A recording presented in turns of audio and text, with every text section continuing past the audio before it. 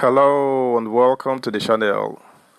The indigenous people of Biafra, IPOB, has responded to attacks meted out to igbos in Lagos during the just concluded Governorship and State House of Assembly poll.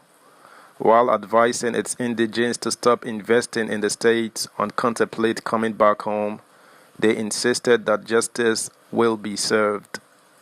Subscribe, like, share, and comment. Thank you. Those behind attacks on Igbo in Lagos will regret their action. IPOB. The indigenous people of Biafra, IPOB, has warned that those behind attacks on Igbos in Lagos will soon regret their action. IPOB gave the warning on Thursday in a statement issued by its Media and Publicity Secretary, Imar Powerful.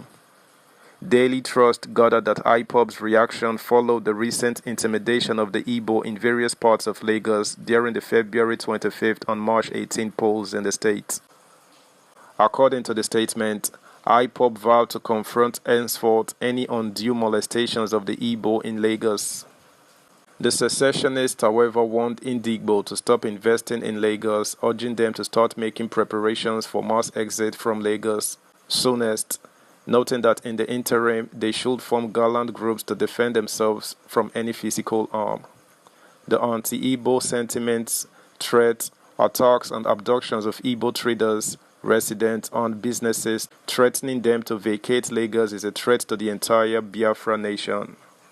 It is quite unfortunate that Yoruba political, traditional and religious leaders are keeping quiet on the raging anti-Igbo sentiments in Lagos, Nigeria, which shows that they are on the same page to forcefully eject Indigbo out of Lagos. The bigotry and parochialism that politicians through their political talks have recently demonstrated against Indigbo has shown that the aged-long bitterness can't be healed. One thing certain is that Indigbo will vacate Lagos, and we don't expect any mediation to stop such exodus, as it's bound to happen soon. At the interim, we encourage Indigbo to form gallant groups to defend themselves from the tribal vagabonds and political thugs, the criminals and cultists recruited by the politicians pushing the Igbos and expecting us to react, and we must respond to them shortly. We are going to settle the problem with Igbo and Yoruba in a way people will marvel, and nobody should blame us.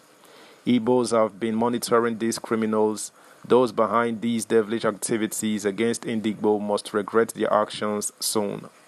Every Biafran must prepare to leave Lagos, and don't say we didn't inform you.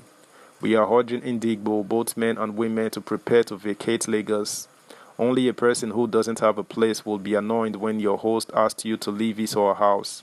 We acknowledge that many of you have built many mansions and markets in Lagos.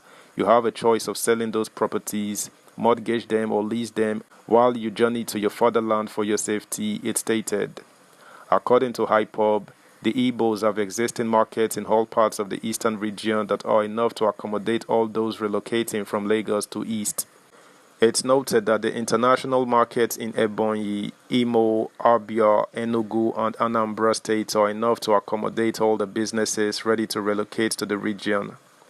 IPOB said that the market can be expanded while many new markets are built. IPOB will stand behind every relocation and development of international markets in Biafra land.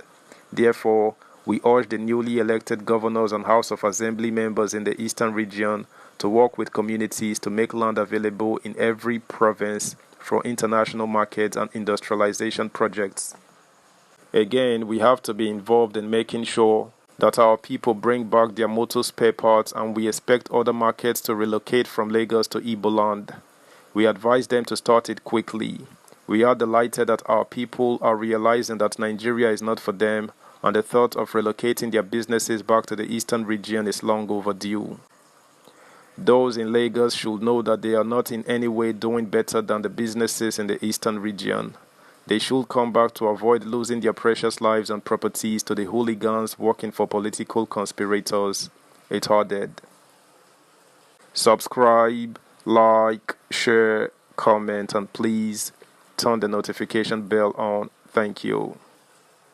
Meanwhile, The 2023 People's Democratic Party (PDP) presidential candidate Atiku Abubakar has accused the president-elect Bola Tinubu of launching an assault on Igbos and non-Yorubas in Lagos State. Atiku said the event in Lagos State during the governorship election has proven that Tinubu would rule Nigeria like Germany's dictator Adolf Hitler. He accused Tinubu of unleashing his thugs against electorates during elections in Lagos. The former vice president disclosed this in a statement by his spokesman Frank Shaibu. A statement by Shaibu said Tinubu's dictatorship would make Nigeria wish for a return to the era of the late military head of state, Sani Abacha. The statement read partly, "It was the tactic employed by Adolf Hitler in the 1930s. At that time, they engaged in profiling and used the Jews as their punching bag. Today, Tinubu has launched an assault on the Igbo and all non-Yoruba speakers in Lagos. With what happened in Lagos, Tinubu has elevated dictatorship, scientific racism, and the Yoruba tribal supremacy and wants to take it to the federal level. Tinubu has ruled Lagos for 23 years. Under his watch, the APC wins all local government elections. When it is time for governorship and state assembly elections, he unleashes his thugs who also target non-Yoruba ethnic groups, as you saw in Lagos on Saturday. It is what Tinubu plans to bring to the center, a Nazi style of leadership that will make Nigerians view the past military dictatorship of Sani Abacha with nostalgia."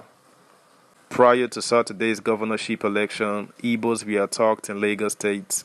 Markets majorly populated by Igbos were attacked and burnt down before the governorship election.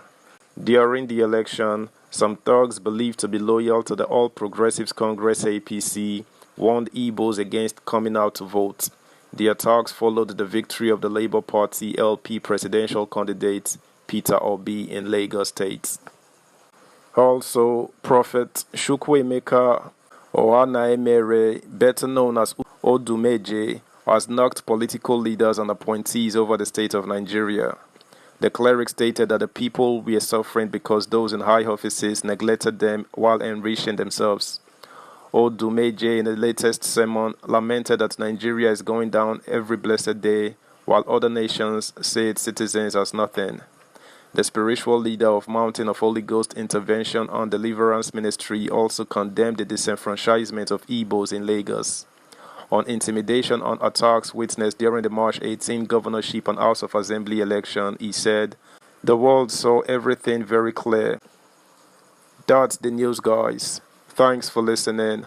Until next time, bye.